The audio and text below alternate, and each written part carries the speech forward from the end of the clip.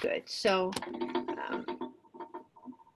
can we just have a quick check-in? How are you doing, Janet? I'm so happy. Just fine, thank you. Yes, I can hear everything just fine. Okay, good. And James? Well, I'm doing okay. My father's getting more more run down and harder to understand, but I'm sorry. that's 98. That's 98 for you. So. Right. Okay. And Nancy, I don't. Give us a little progress report or some statements about you today. Okay. Where are you from? I'm from Tennessee, and I'm Sarah's friend, and I'm recovering. Well, I'm stabilizing from cancer, so Sarah likes to entertain me because I have to isolate. So that's where I am. Okay, perfect. Thank you. And Barbara? I'm fine. I still am working. I telecommute to a library 3 days a week. And, you know, I think all of us, at least my coworkers are all doing fine. It's just, it's more difficult actually to work from home because we've got to report in and we've got to watch all these trainings, and we're doing things that are different from what we would normally do. And, you know, we don't have contact with other people. Yeah, it's hard. So I just basically go out to the grocery store. I guess I'll make a trip today, and and go to the library now that they have curbside pickup and retrieval. I'll go to the library and pick up some new items and drop off some other things, and that's about it. And a lot of Zoom meetings, but thankfully I'm I'm fine. I'm not, I don't have any problem, so thank you. And this is Doris, and I am recovered quite well, almost totally, but not quite, from my pacemaker insertion in May. So trying to get myself back up to speed again. And I will be telling stories virtually to the little preschool and probably to the grade school where I work. So yeah, anybody else who needs to tell us? There's Rhoda still. I live on Marion. Good. I live on Zoom now. Yeah.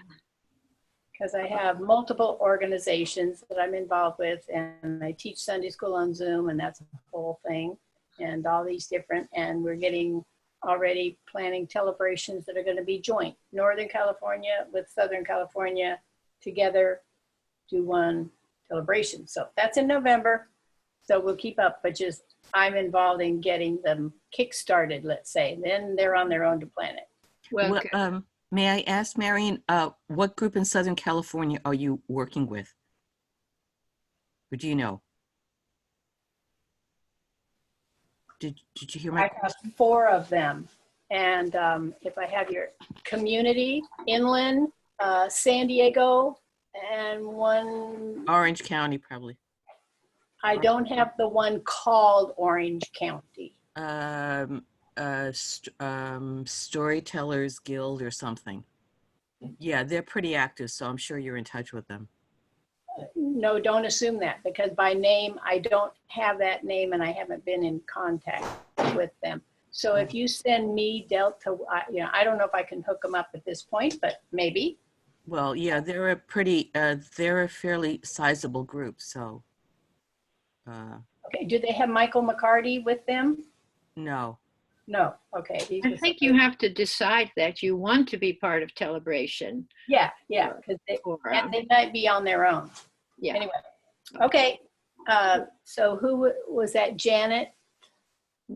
Well, I wondered. I'm here. Janet, did you have a story you wanted to tell us today? I love your stories. I do have a very short story. Okay. I'll go ahead. The name of the story is How to Call the Police When You're Old. Yeah. George Phillips, an elderly man, was about to go up to bed when his wife called down from the bedroom that he had left the light on in the garden shed. So he opened the door to go out to turn the light off, and he saw that there were people in the garden shed stealing from him. So he called the police, and he told them what was going on. And they said, "Is there anyone in your house?" George said, "No, but there are people in my garden shed, and they're stealing from me." So the officer said, "Well, lock all your doors and windows. There's not an officer available to come out right now, but we'll send one as soon as he's available." George said, "Okay." He hung up the phone. He waited 30 seconds. He called the police back and he said, "Say, I'm George who just called you about the people in my garden shed stealing from me. Well, you don't have to worry about it anymore because I shot them both and killed them. The dogs are eating them up right now." And he hung up. So within 5 minutes, 6 police cars, a SWAT team, a helicopter, 2 fire trucks, a paramedic, and an ambulance showed up at the Phillips residence and caught the burglars red-handed. One of the policemen said to George, "I thought you said you shot them." And George replied, "I thought you said there was nobody available. Don't mess with old people." That's great. Thank That you. was great. Yeah. You're welcome. But that's reminding me of a much shorter joke of a similar point of someone says, "Hello, fire department, my cat, can you get my cat out of the tree?" Says, "I'm sorry, we're short-handed right now. We're only responding to fires." "Okay, just hang on for a minute."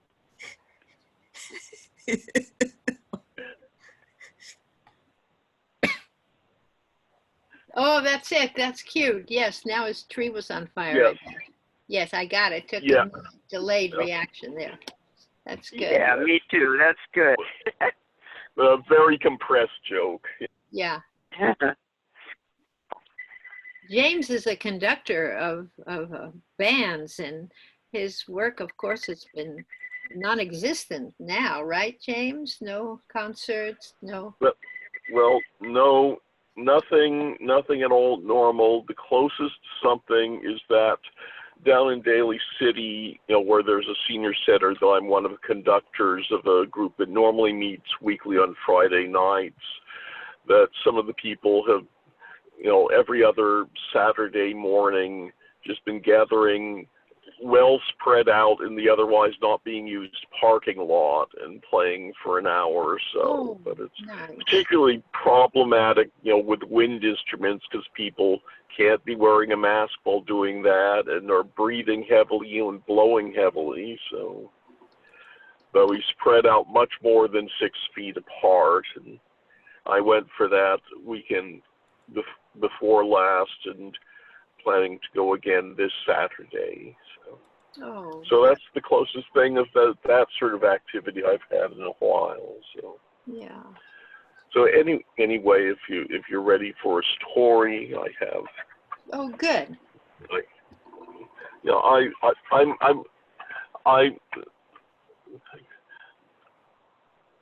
I had a book that I'm remembering was one that my mother would tell stories from.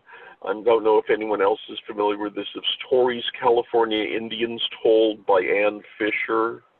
Oh, no, I've not. You, Marion? No. So I've been looking at some of these, and I said this is one I'd like to try on another occasion. I'm just going to be more responding off of it here as written, but to try to incorporate. I can think of some ways to incorporate some music into this as it goes along. But anyway, it's a story called, if you need a title, it's How the Great Rocks Grew. And it's a tale of the Miwok Indians that live live in the Sierras near Yosemite, and they told about how two of the great rocks in the Sierra Nevada mountains grew. That long ago, when Eagle was the chief over all who lived there, two Miwok boys went swimming with two Miwok girls in the pool. The girls said, "The water is warm, we like it." But the boy said, "Brr, this water is cold." So they cried, and we're going to sun ourselves on those two nice warm rocks over there. So the girls kept swimming, and the boys lay on the rocks, and they got warmed by the sun, and the boys got sleepy, and they slept so hard they didn't even hear the girls continue to talk and laugh nearby. Then a strange thing happened. While the two boys slept, slowly the rocks began to grow higher and higher. The day passed, and the rocks went on growing taller with the boys on the very top. And the girls were having such a good time they didn't notice while they were in the water. But when they were ready to go back home to the village, they looked for the boys and no boys. But they saw where the rocks were that the boys were on. There were two huge rocks like gray walls towering way up into the clouds. "Where are you, boys?" the girls called. No answer came. They kept calling and calling, but still no answer. So they headed home to tell the fathers and mothers what had happened. So they, all the parents and other adults came and went to the rocks. They tried to climb up the rocks to reach the boys, but there was no way to get a finger hold or toe hold because the walls had parts that were just so smooth. And a mouse squeaked. "Maybe I can stick my claws in and pull myself up to where the boys are." "Oh, you're too little." But they decided to let Mouse try. The brave Mouse dug his claws in and tried his hardest, pulled him up a little at a time. He made it up about as high as a man is tall, but his legs grew weak, and then he reached a slippery point, and plop, he came down and landed on the earth below. Then a rat said, "I'm bigger than Mouse, I'll try." He started out well, but after getting a little ways up, he went puff, puff, puff, and then faster and faster, puff, puff. He lost his breath, and kerflump, he fell to earth with a louder thump than the mouse. He bared his sharp teeth at the people when he landed, so they didn't dare laugh at him, and he went off alone. A mountain lion came up and said, I can jump up and get those boys for you." He seemed very certain of this, so "Try, please try," they begged the mountain lion.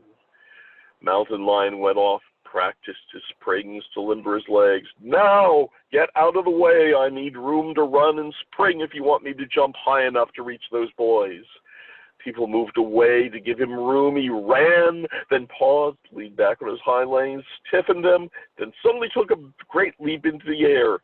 He went high on the mountain wall, but then bounced right back like a ball and landed in the river with a big splash. Wet and cold, he paddled away silently into the night. At last, the leader of them all, Eagle, had an idea. "Let's ask the measuring worm. He is a famous climber." The people thought a measuring worm was very small to try to rescue the boys, being only as long as one joint in a finger. But Eagle was the chief, and he had a way of things getting done that people didn't know about. Eagle sent first for a sack of money, strings of shell discs called humna. He gave them to a dove and sent the dove to get the measuring worm, who lived with his wife in a little house by the river's edge. Dove told the measuring worm about the boys up on the tall rock and held out the sack of humna. "Will you come and rescue them?" He shook his head in doubt. I'm too old to try, said the measuring worm. I'm not as strong as I was when I was young. But Eagle says you are famous as a climber. Well, I'll come and see, but I'm too old. The dove flew right back and said, Measuring worm is coming. They waited a long time. Finally, Measuring worm came hobbling slowly along the path, leaning on a stick.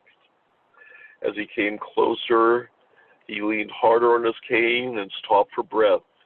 People could see he had a net sack on his back. He took a long time to look at the rocks and feel the surface. They are much too high and too smooth for such an old man to climb, but I'll try. Slowly, with trembling hands, he tied the carrying net around his waist and started up the nearest rock. As he climbed inch by inch up the rock, he sang his own name softly over and over. Holnuk, Holnuk, Holnuk, Holnuk. Will he reach the top? People wondered aloud as the Holnuk, Holnuk grew fainter and fainter to their ears as he got higher and higher. At last, Measuring Worm reached the top of one rock and found one of the boys. Over on the rock across the way was the other boy. How did you get up here? He asked the boy. The boy was too worn out to answer. So the rocks were too far apart, so he could only take one boy down at a time. The Measuring Worm spread out his net, put the first boy in it, and slowly climbed down with him. Holnuk, Holnuk, he sang over and over as he did, coming up and to get louder and louder as he approached the people on the ground. Holnuk, Holnuk. The Indians were so happy when he arrived with one of the boys. He sat down, fanned himself, and complained of being weary, and then sighed and said, Now I have to go back after the other boy, and I'm tired and old, but I'll try. With that, the father and mother of both, of each of the boys gave him more bags of humna, the money, the shell coins, and he started up again. After a long time singing and getting shouted, he got louder and louder and was back with the second boy. They were so grateful to him. They gave him more humna, and they took turns brushing his back and thanking him for everything, and tried everything they knew to relieve his weakness and lameness. You are the only one who had skill enough to climb the rocks. You saved our boys. He then put all the money and gifts they gave him back in his net bag, and he tottered away on his cane back home to his wife by the river. But when he got out of sight of the people, he started walking a bit faster, then threw away the cane so he could walk very fast back home. He was not old and weak at all. He just pretended to be weak, but he was ancient. He showed his wife all the presents and money and said how he brought the boys down in the net. I, Measuring Worm, he told her, I am little, but I was the only one who could do it. And now those two great rocks that the boys were at the top of stand even now in Yosemite Valley. That's the story of the two great rocks.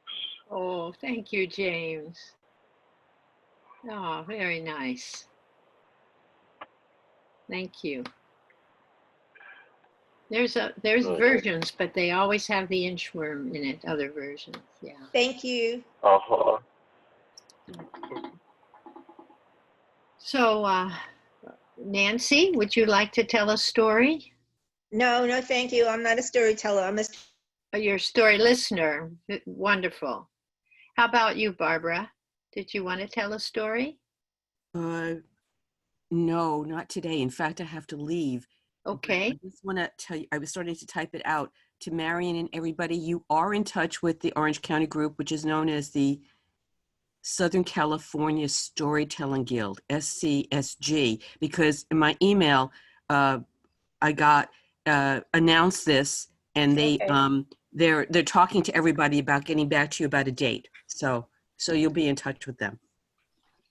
Thank you. Okay. Well, Yes. solved that. Okay. That's right. That's right. Good. All right, so who would like to tell a story? Was there someone else? I know there's someone else, right? Oh yeah, and we got Sarah's just joined from Tennessee. Welcome, Sarah. You traveled very far. She's still muted. That's fine. Okay, and Linda? Okay, well, I'll tell my story. Okay, good. All right, this is a quail song. Oh, if my sound and video goes wavering, let me know. Okay. So Quail was winnowing her seeds. She was winnowing and gathering so she would have so many seeds for the winter for her young ones. And while she was winnowing, you know, she had this large round, maybe I'll stand up, round basket for, like, as the Indians did for winnowing. And she got the seeds in there and shook them and tossed the seeds in the air, and the the sheaf blew away in the wind, and the kernel of seeds dropped into that basket. So as she was winnowing, oh, she cut her foot on the sharp grass below, and it cut her. Oh, Kiru, Kiru, Kiru, she called. And not far away was Coyote. He heard that. Oh, he thought she was singing. I must have that song for my little ones to lull them to sleep, he thought. So Coyote came on up to her. Quail, oh, I've heard that song. I love that song. I must have that song for my little ones. I was not singing. I was winnowing my seeds, and I cut my foot on the grass down here. Oh, it hurts so much. Kiru, Kiru. Quail, do you think I am such a fool that I cannot tell the difference between singing and crying? I must have that song for my little ones. Well, if you do not teach me that song, I will eat you up.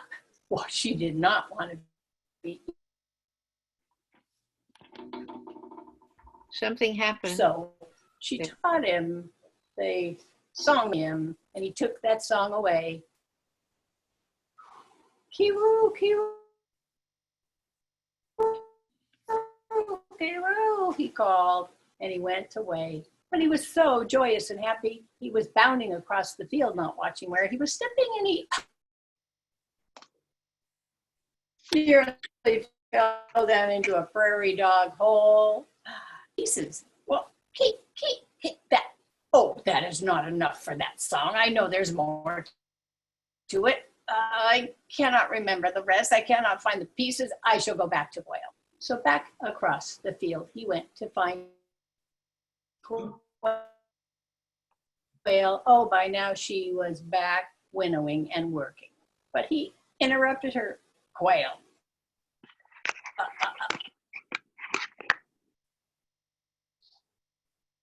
Oh, you've disappeared. I mean, your I dropped the voice. song. I dripped in that prairie dog. It's not a Quail. You eat you up. And he growled at her so much that she could smell his insides. Oh. And she taught him the song once again. Kiru, Kiru, Kiru. Coyote took those pieces in his mouth and in his ears, and he said, I'm going to remember this, and he held that song in his mouth, and off he went. Quail resumed her winnowing.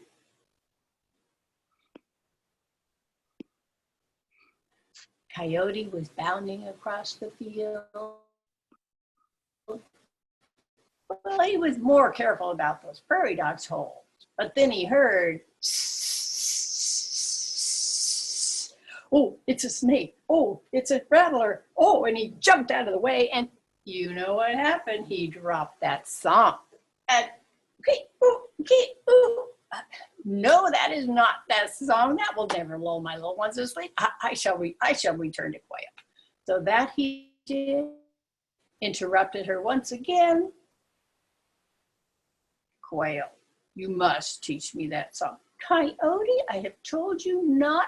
Quail, you will teach me that song. And he threatened her once again, was just going to eat her up. And she quickly taught him the song. Kiroo, kiroo, kiroo.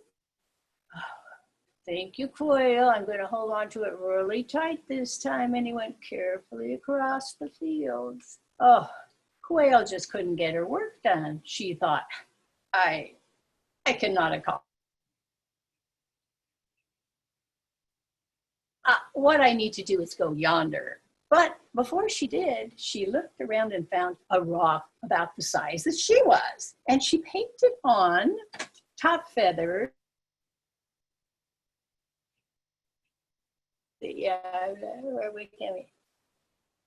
Top feathers like she had. Little top feathers she painted on there, little red on the top, little wings she did for a quail, and placed that painted rock right back down where she had been. And she found some seeds in an extra basket and placed it there. And she went yonder to do her work. Meanwhile, Coyote was off to take that song to his little ones. And he was so joyous that, he was almost back to his den, and he just had one more goalie to leap over. He leapt over it, but unbeknownst to him, I hear a echo on my voice. Shags, is that a problem? Okay, I don't hear it now.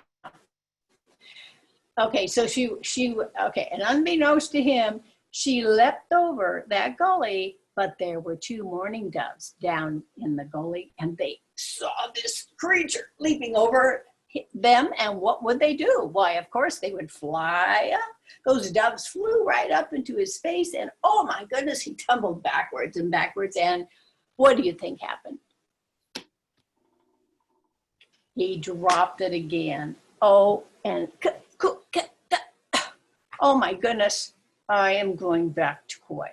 So he went back to where he was, and he saw the rock.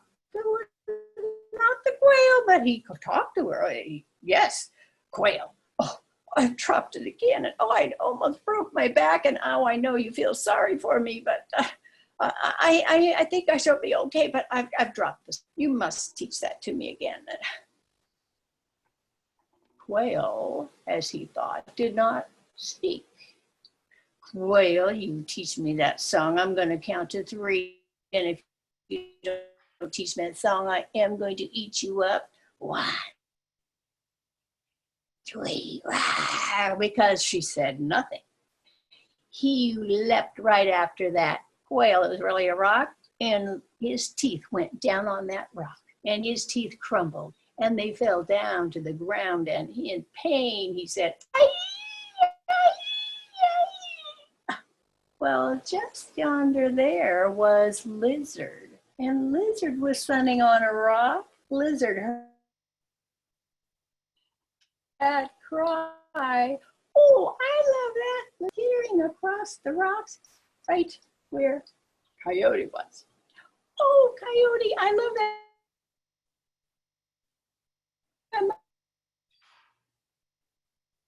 Are you such a fool that you cannot tell? Quail has just done me today and tricked me, and he had had enough. He went after Lizard, but his teeth crunched right again. Well, his teeth, they were broken teeth. Let's see where I can get there. And Lizard just skittered right back out and up to his rocks. Lizard got away. Quail was away. There was no song. Had to hang his head. For today he had lost not only his teeth, but he'd lost the song that was never a song. Thank you. Thank you. Thank you, Miriam. Yeah. So that's called Quail Song by Valerie Carey. Thank you. And Ivan Barnett. I I like telling it. And the one day when I found that postcard when I was out traveling, I had to have the postcard. Because, you know, when I tell it to children, they don't always know what a quail looks like, even though it's a California bird. Yeah. So you know how it is. We storytellers are teaching everybody when we tell our stories. That's true. All right. It's a pleasure. Yeah. Let's see. Now we get to have some more stories. Linda, were you going to tell us a story today? Linda Kennedy? I am. Yes. Yes. This story I actually put in my pocket at least a couple of years before I found out anything about the craft or the art of storytelling. And it has remained in the repertoire and is probably my most favorite little story. A missionary and his wife and children moved to a village.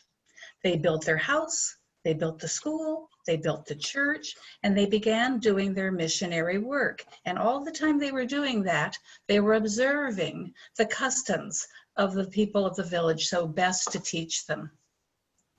But also, at the same time, there was a little boy in the village who was especially interested in studying the customs of the missionary and his family because they did things that were much different than the people in his village. As time went by, he saw more and more things, but one day he saw something he totally could not understand. He went over the next day and he knocked on the door. The missionary answered, "Yes, my little son, what would you like?" He said, "I've been watching you. You do some strange things, but yesterday was the strangest. I need you to tell me what you were doing." He said, "What are you talking about, my son?" He said, "Well, I looked in the window and you gave a fancy package to Mrs. Missionary and it was beautiful, but she just looked at it and then she just ripped it to pieces and opened it up. I don't understand. And then you gave her a beautiful cake. But before I knew it, you set it on fire. But it was okay because she blew it all out. But I don't understand." And the missionary laughed. He said, "Oh, what you saw was a birthday party. We were celebrating Mrs. Missionary's birthday. And the gift was something we gave to honor her. You remember in Sunday school a few months ago, we talked about how the 3 wise men came and brought gifts and set them before the little baby. And we celebrate anniversaries, how long people have been married, anything special in their life, and we often give gifts. And the cake, the candles were for every year that we've had the joy of having her on earth, how many years old she is. And that's why we lit them, and then she made a wish, and she blew them out. Do you understand?" The little boy said, "Yes, now I get it." Time passed, and then the little boy had heard that the missionary was going to have a birthday. So he went and he got the gift. But he didn't have any fancy paper. He didn't have any fancy string, but he found a beautiful palm leaf and he put his gift in the palm leaf and he folded it over. Then he found a beautiful vine with little flowers on it and he wrapped that around and tied it up on top. And he went and he knocked on the door. The missionary answered, "Yes, my son." He said, "It is your birthday. I have a gift for you." The missionary was very touched. He took the gift and he said, "Oh, this is such a beautiful package." And he carefully took the vine off and he carefully opened up the palm leaf. And then he was amazed at what he saw. He said, "Oh, my son," he said, "this is the most beautiful seashell I have ever seen. But we don't live anywhere near the ocean. Where did you get it?" And the little boy stood tall and proud with sparkling eyes. And he said, "Long walk, part of gift." Oh, that's nice. And I've been telling that story for maybe 40 years. I don't know, a long time it seems. And every once in a while, when I'm getting a little gritchy about the complications in my world, one of my friends will say, Linda, long walk, part of gift. I'll be reminded what that story's about. So my gift to you is that story today.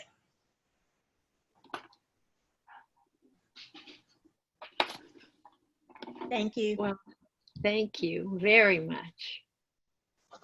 Now, I think Sarah, are you still here? Did you want to tell a story? No? Okay. Let's see, who else, Miriam, do you see? Well, There's Sarah.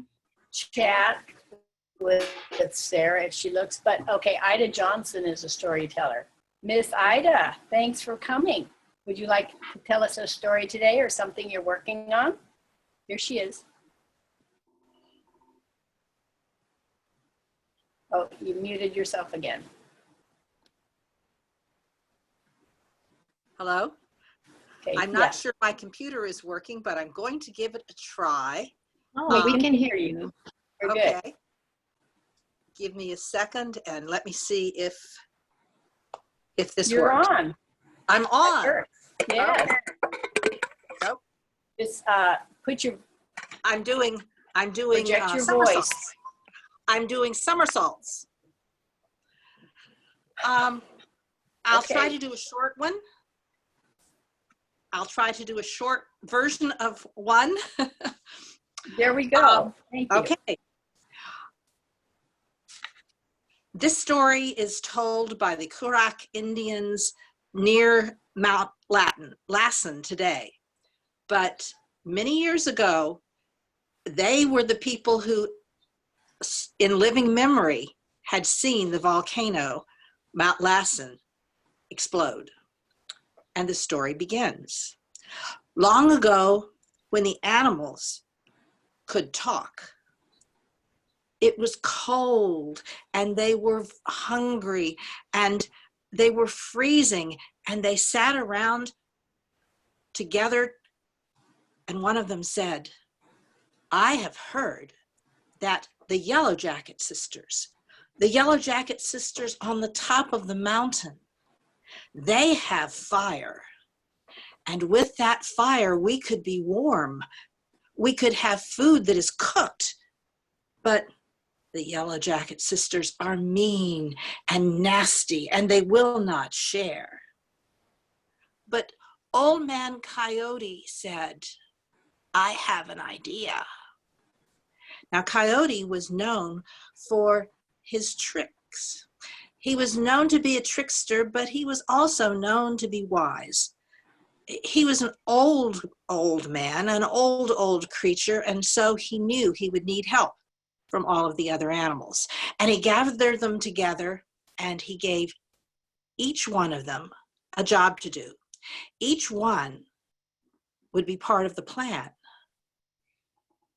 And Turtle listened to these plans, and he listened to each of the animals and what they were good at, and he said, but I move so slowly. Coyote said, that's fine. I have a job for you. And so it was that on the beginning of the next day, Old Man Coyote started in the morning and started walking up the hill, up that mountain, and it was a long journey, and it took him most of the day. It was getting dark by the time he got to the top of the mountain, and there was smoke coming out of the top of the mountain, coming out of their cave, out of their home. And Old Man Coyote knew he had arrived at the home of the Yellow Jacket sisters. Now, Yellow Jackets at that time were not little itty bitty creatures. They were tall and huge, and they were tall and elegant and covered in yellow from head to toe.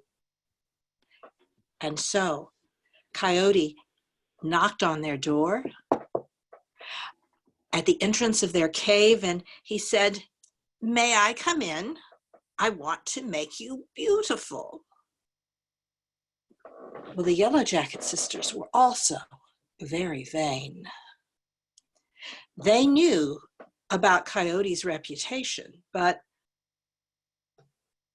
nothing could keep them from making themselves more beautiful.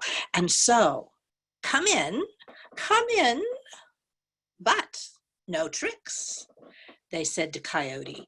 And so, there, as he came into their cave, there was a fire burning brightly in the center of their cave, and there were the sticks of fire in the center of the cave. And Coyote bent down and he picked up one of the sticks that was burning, and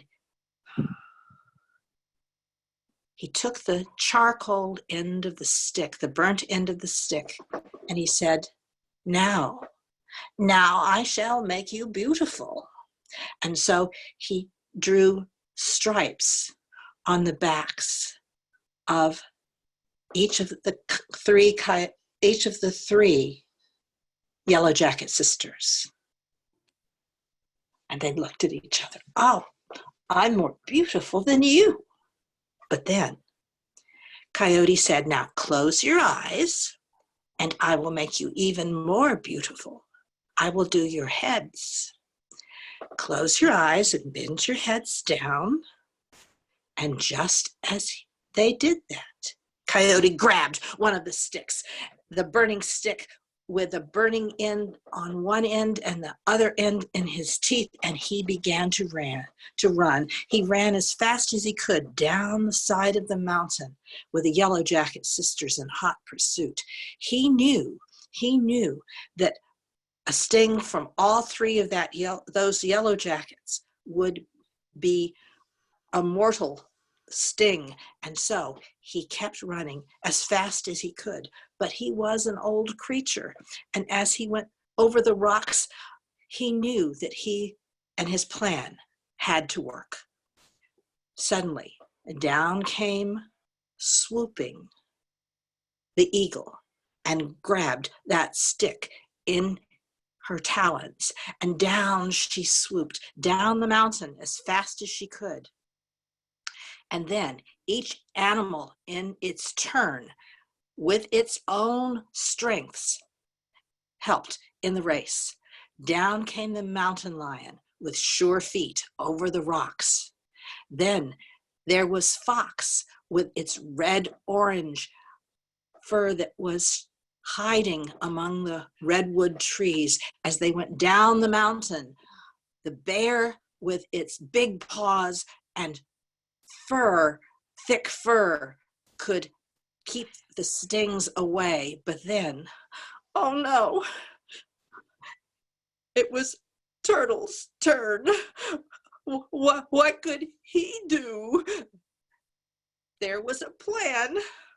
And so he stuck his little head out and bit the end of the stick, and with his arms and legs and tail tucked in, he went down the hill, flump, flump, flump, flump, side over side like a flat rock. He pushed himself with his little tail with each turn, flump, flump, flump, flump, with his thick shell. The Yellow Jacket sisters would not be able to get through, but just then he stuck out his tail and one of them got his tail just as he reached the bottom of the mountain, the bottom where the lake was sitting there and the frog was waiting for his turn. Bloop. The frog swallowed that stick, fire and all, and bloop, bloop, in its pouch. It hid under the water. Under the water, there was the frog with fire in its mouth as the Yellow Jacket sisters circled around and around. But he did not come up, and at last, after the long journey from the top of the mountain, the Yellow Jacket sisters gave up. Just as they left the frog leapt out of the water and spat out all of that fire into the roots of a willow tree. And then it was gone. All of the animals gathered around and they began to wail. All of that work and it's gone. It's gone up and it's gone. And Coyote said, wait. The fire is waiting for us there. And he took the willow sticks and he took 2 of those sticks and he rubbed them in just the right way, rubbing them together. And suddenly there was a spark, and dried moss on top of the spark brought flames that flickered and soon roared. And so it was that fire came to the creatures of the earth. Fire came, and now we can gather together to sit around and listen to stories. And if we get really, really frustrated with our computers and technology, maybe we can just throw them in the fire. Ah. Oh, very nice. Very nice. Thank you. Thank you.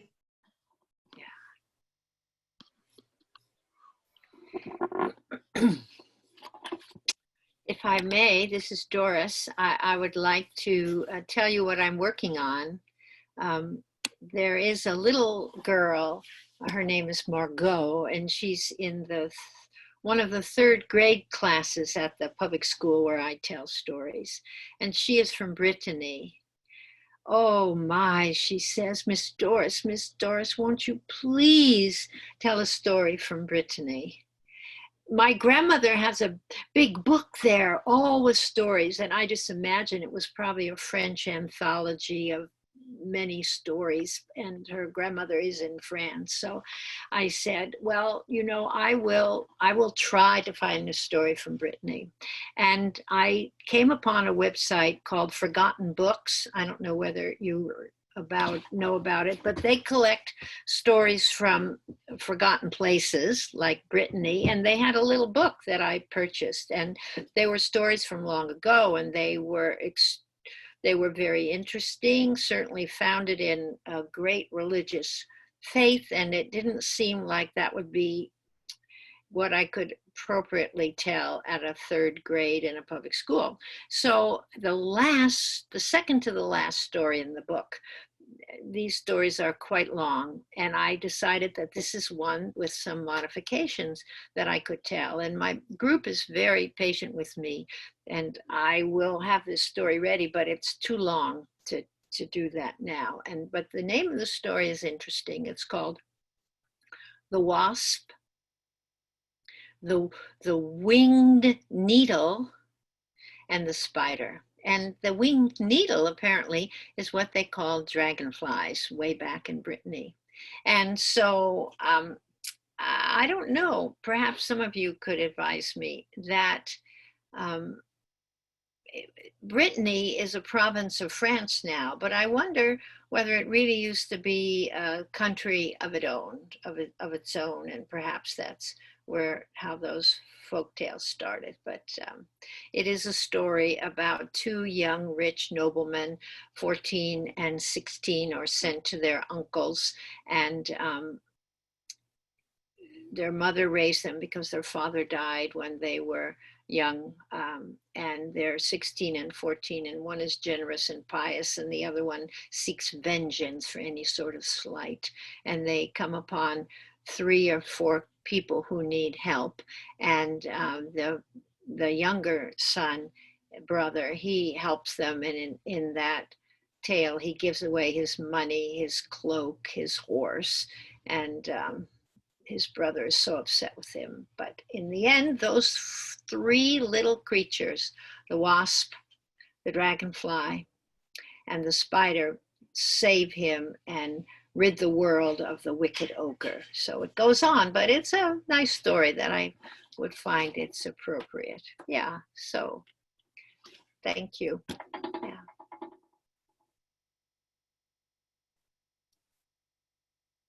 I just posted a little information in the chat about Brittany because you asked if it was independent, and at one Yeah. point it was, yes, a little bit of a history. It had been known as Armorica during the period of Roman occupation. So just on Wikipedia, you'll find a bunch of information, a historical reference. Okay. Thank you. That's a good idea. Okay. Shakes, Thank you. how do we save the chat? Oh, the chat gets saved automatically to the cloud. And I have it when I download it, I save it, but do you want it? Well, when any listener, if they choose to save the chat for any reason. Yeah. What you do is you make sure the chat window is open. And then in the part that says to, on the far right, there's a little square with 3 dots in it. You can click on that and it'll save the chat. Okay. And it saves it to your computer, but I'm not sure where, somewhere in your documents file.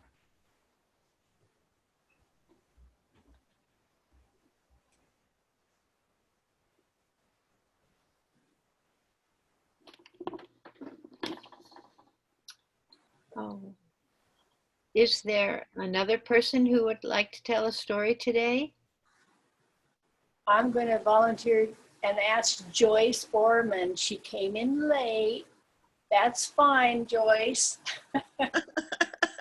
She often has a story, so we're going to ask her if she got one for us today. Joyce? Here on the Oh, and phone. introduce yourself. I No, wasn't she's in planning. on the video. I wasn't planning on telling. So, And it's a personal story, not a tale. Is that okay? Doris Sure. says yes. Okay. Yeah, but introduce yourself because they don't know you. Okay. Or where you're from. I'm Joyce Orman, and I belong to the Sacramento Storytellers Guild. And I'm enjoying this program. This story, and I send out a lot of communications for the Guild, and if things come to me, I forwarded them on so that they know what's going on in various places. This is a story about me when I was young. This is a long time ago. And I guess it's a lesson learned about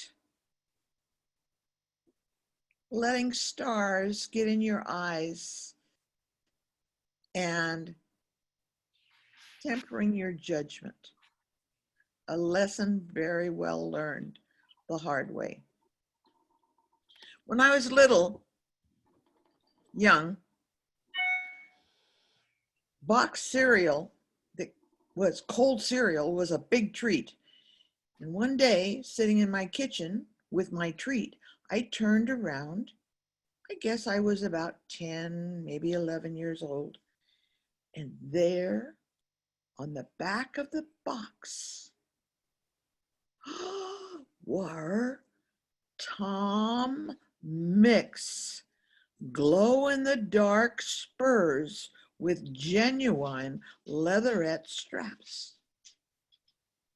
Now, my girlfriend Carol and I used to go to the Saturday matinees in Sacramento on Saturday morning. I don't know if you went, but there were cowboy, usually, lots of cartoons, and Tom Mix was my favorite cowboy star.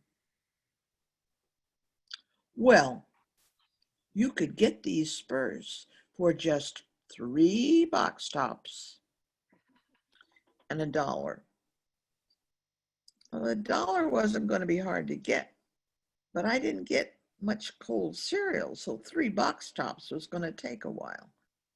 So I got out a shoebox and I cut the top off. I put all the information in and I started gathering. My father said, "What are you doing?" "Look, I can get genuine Tom Mix glow-in-the-dark spurs with genuine leatherette straps." Foolishness. You don't ride in the dark. What do you need glow-in-the-dark spurs for? But they're Tom Mix spurs. They're special. Well, it took me a while, but I did gather 3 box tops and $1, and I went to my Aunt Pug, and she helped me fill out the paperwork, and I put everything in an envelope, and I went out to the mailbox and put it in the mailbox, and I waited. I waited, and I waited. I just thought, well, 3 box tops gone. But one day they came. And they were beautiful. I took them out, went in the closet and closed the door, and sure enough, the spurs glowed in the dark. I was just like Tom Mix. Oh, I was so excited. But I didn't tell my father. Now my father and I went out riding in the fields. We lived on a small farm, pretty isolated. I didn't have children to play with until I went to school. So we were riding out in the fields. That's what we did in the afternoon often.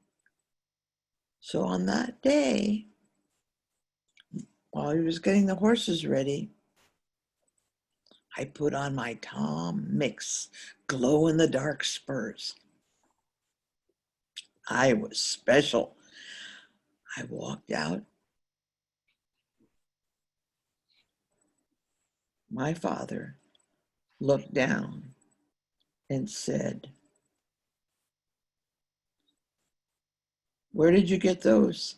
"I told you, these are Tom Mix glow-in-the-dark spurs." "Well, you don't know how to use spurs. You've never used spurs, and you better be careful." "These are Tom Mix spurs, Daddy. He's a good cowboy. He's a special cowboy. He's the best cowboy in all the world. And these are his spurs." "Huh," said my father. Well, we got the horses ready, and I got on, and my father was really riding my horse, and I was riding Boy. He was a Mustang Hackney cross and the orneriest horse we ever had. But with my father's guidance, I had trained him, and he was a pretty good horse. But he was smaller than Duchess, my horse. So we went out through the fields. It was a pleasant ride. And on the way back, my father said, "Joyce, let's let these animals go for a little run."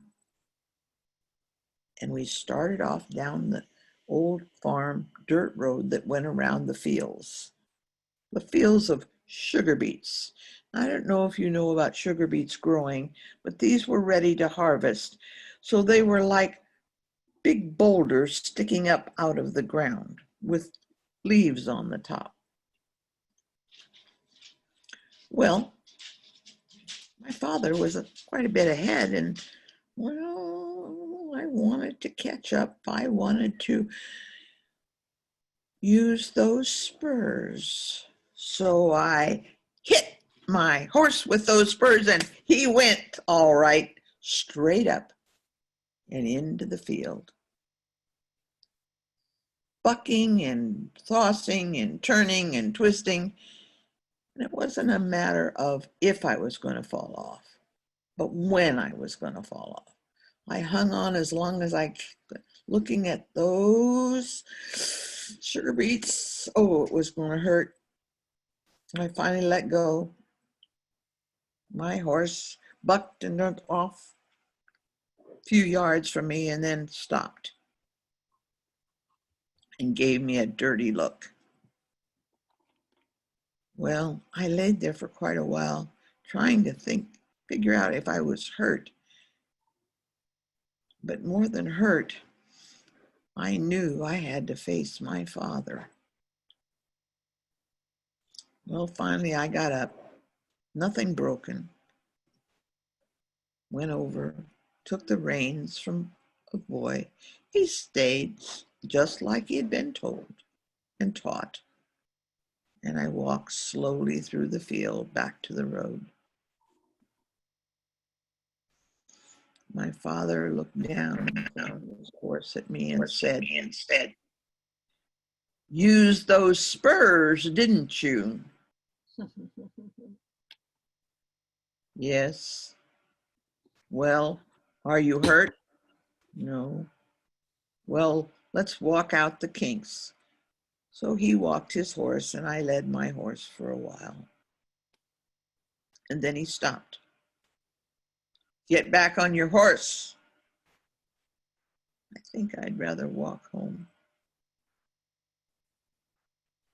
"Joyce, Nan, get back on your horse."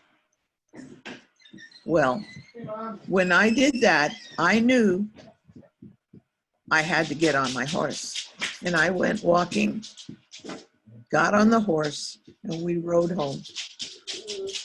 My father never said another word, but he took off the saddle, put his horse away. I took off my saddle,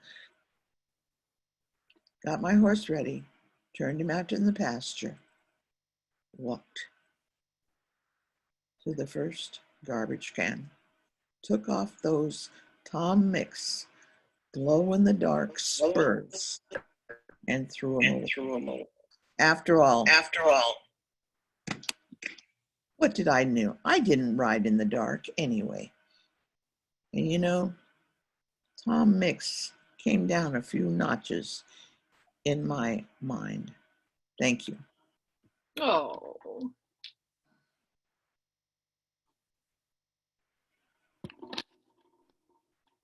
lovely, just lovely. Thank you.